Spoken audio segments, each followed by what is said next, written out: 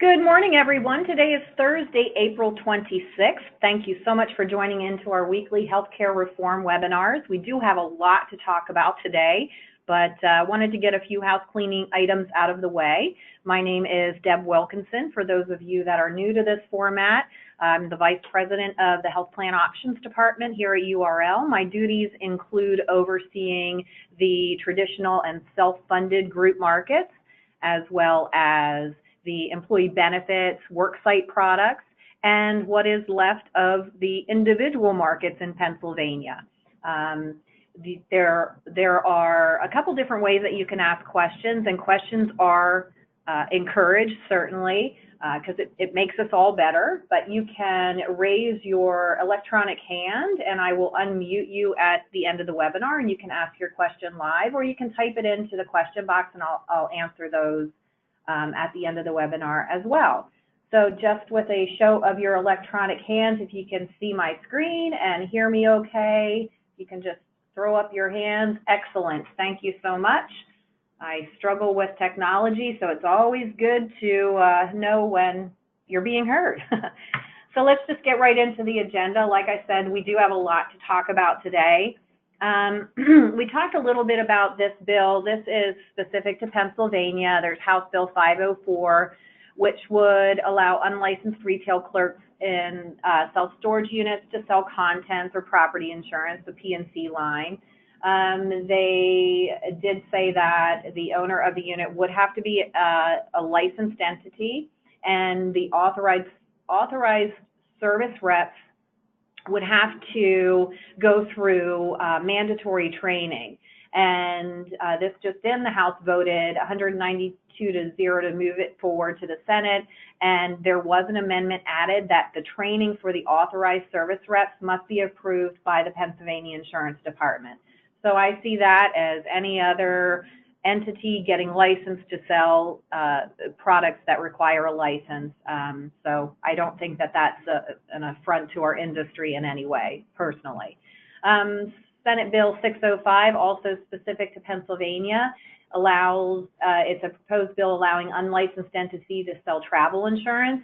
And for this segment, they are also requiring a limited license and maintain contracts with travel insurance carriers, as well as the training. So that was referred to the House Appropriations Committee for further review and hopefully for a vote. But again, this is a person that's required to have a license to sell licensed products and get contracted with a carrier. So again, I don't think that this is anything that jeopardizes licensure, if you will. Other Pennsylvania bills of interest, and there's a lot of them, so I wanted to just kind of briefly touch on them. Senate Bill 1003, it allows ambulance and EMTs to be paid by insurers if they're called to a scene of an accident and the person declines transportation. So that is poised for a Senate vote. House Bill 1800, the House Insurance Committee reported out the bill, which would allow for medication synchronization. And basically what it means, or what it will do, is if an insured is going from one carrier to another, it allows the pharmacy to fill partial prescriptions so that the person can stay on the same fill schedule, and they believe that this would allow for better adherence to prescription treatments. So again, you know, it's important to a lot of folks out there, and I thought maybe it was worth mentioning. And on the short-term medical extension, this is on the federal level. The ranking Dems of 5 House and Senate committees are calling on the administration to withdraw the short-term extension provision, and that would allow the short-term plans to be sold in 12-month increments. You know, right now we're limited to 89 days. The comment period ended actually on Monday. And I did reach out to National General, which is our top short-term medical carrier, and they're anticipating they're anticipating approval of the extension, but they're also anticipating the rollout for 1/1/19 effective date. So we'll keep watching that and letting you know if that changes, but we're hoping this goes through. This is one that's kind of interesting. Again, on the federal level, federal claims judge Margaret Sweeney granted class action status to all persons and entities that offered ACA plans in 17 and 18, and they are going to allow, the carriers that didn't receive the cost share reduction subsidies, they're going to band together and form a class action lawsuit to sue the federal government for those cost share reduction payments. And if you recall, President Trump, month to month was kind of dangling that carrot, and what it caused for this year's plans and pricing is that a lot of carriers increased the rates because of the uncertainty. And I'm not for or against this. I just think it's interesting that they're allowing a class action lawsuit to go through. It's being conducted by the Common Ground Healthcare Cooperative. So again, we'll keep watching that and see where that goes. But if the government has to pay, then you know what that means. It's it's our money. We're going to have to reimburse the carriers for. And I'm not happy about that one, personally. Democrats in Congress are questioning the legality of the Department of Labor's authority to finalize the proposal for the association health plans. They're saying that they don't really have the authority, and that the association health plans would not preclude any discrimination against certain segments of society, women, same-sex couples, all of that. So that'll kind of be interesting to see how that evolves. IRS confirms the enforcement of the employer mandate. As we know, the individual tax penalty is going away in 2019. It is being enforced for this coverage year. So that portion of the law was adjusted. The employer mandate was not. It is still the law of the land, and the IRS, in a nice little letter, sent it out saying that they are going to continue enforcement of the employer mandate for the 50-plus market.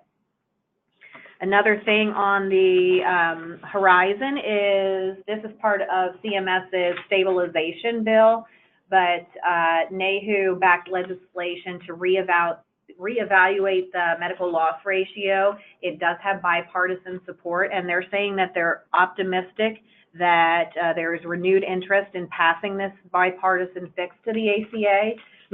So again, it'll be interesting to see how that evolves. This was part of CMS's guidelines or changes that came out, I believe, two Mondays ago.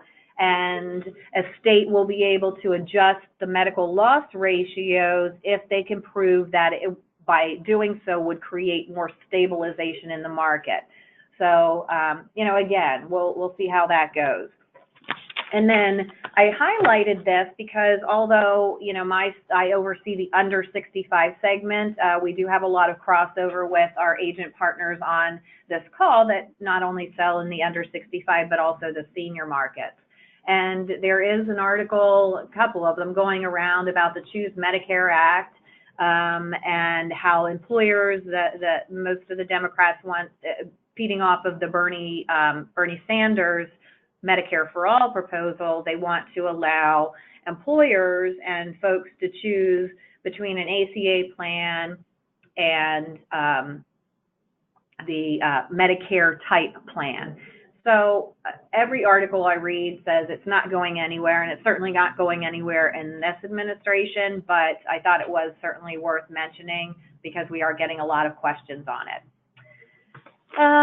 Okay, on to some other news. Task, which is a TPA, they are offering to meet or beat any competitor's pricing for flexible spending accounts, health savings account, health reimbursement arrangements.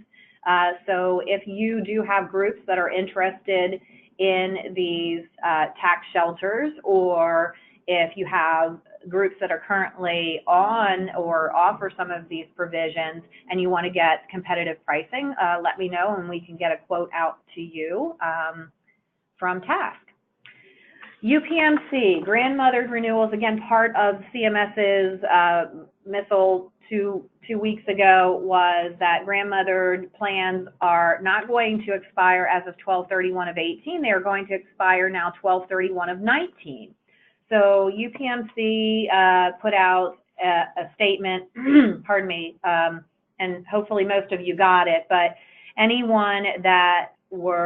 group that was had a previously released renewal for April, May, and June in the 2 to 50 market, they're going to send out new renewals to extend the coverage, the grandmothered coverage, and it has to be signed and returned by the group. If they don't sign it, then they will move forward with expiring their grandmothered plan as per their renewal that they received for April, May, and June. If you have any questions on that, let me know. I know that's a bit confusing, but let me know and we'll get you some details. And also in my newsletter, it is an article in there. Fourth quarter prep. I added this because, as we all know, fourth quarter in the group health markets is crazy, especially for those agents that also offer Medicare and still try to support their customers in the individual market. So we've been trying to put together some things that will help you and adopt policies and procedures within URL that will help get you those quotes out more quickly. So in your handouts, you have a group health quoting form, and this just really will help us. I don't know if I can bring it up. This will help us really give you the quote that's appropriate for the group. We don't want to throw 90 plans out at you and a 100-page quote. We want to give you quotes that mean something, that are viable and appropriate to your group. So completing that group health quoting form will certainly help us help you and make it easier for us as well. Also, our group quoting form, this is a pretty universal format, but we do ask that you complete this as well and send it to us via email so that we can upload or download or anything so that we can use it more of as an electronic system versus a manual typing in process. We've been really, I think, pretty good about offering quotes that come in any format, and for our purposes, our goal is to get these quotes out. We figure the more quotes going out, the more chances of earning that business, correct? But we do want to, again, try to be as efficient as possible so that we're not bogged down in that fourth quarter craziness. So we're just asking you to be considerate of these forms, and when you're submitting a group quote, if you could utilize the quoting form and the census, we would appreciate it. Upcoming events of interest, a webinar generating new revenue from voluntary benefits with Sun Life. That's May 16th at 2 o'clock in the afternoon. That's a Wednesday. And I really do think for those of you that are in the group market, voluntary benefits are becoming more and more desired from employees. Employers are looking for more ways to offer value, perceived value, if nothing else. And Sun Life, Lisa Margiotti, who is our rep for Sun Life, used to be with Assurance. This gal works nonstop. And what we really see with Sun Life is that Lisa will go out and do the enrollment, talk to the group about their products.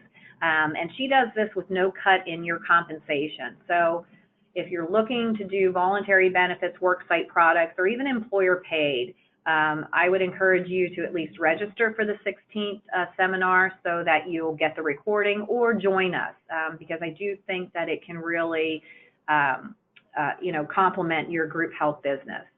May 17th, 3 to 5, Central Pennsylvania Association of Health Underwriters is having cocktails with class, and that is going to be at, where is that? Excuse me, that is going to be at the Capital Blue Cross retail store in Enola. It is on May 17th, 3 to 5, and it's being sponsored by the American Heart Association. They will have a presentation there as well. But it's a great way to not only learn about CPHU or the NAHU organization if you're not familiar with it, but also meet and mingle with your contemporaries. And that's always a good thing in this industry. It's a small industry, and when you can meet with folks that are, you know, with you in the battle, I think it just helps everyone. And then last but not least, May 23rd at 2 o'clock, there is a webinar that we're holding talking about Highmark's changes for third and fourth quarter. They have filed for a rate reduction in their 2 to 50 market in Central PA, so that's certainly encouraging. So please join us there, or again, register and listen to the recording. That's it for the agenda today. It's open discussion, and I wanted to, of course, thank you for joining our forum weekly. You know, it certainly helps us serve you better, and you know, keep those questions coming. While you're formulating those questions, next webinar is next Thursday, May 3rd, same time at 9:30, so hope you can join us. So let's just see if anyone has any hands raised if they want to ask a question live. It doesn't appear that way. Let's see if we have any questions today. There is one question, Nancy. I will take that off site and answer you separately. And I believe that is it. As always, I thank you so much for joining in. Keep the questions coming. You don't have to wait for Thursday to ask them. And you know, again, thanks for your business and your partnership. And I wish you all a great balance of the week and a wonderful weekend. Bye-bye.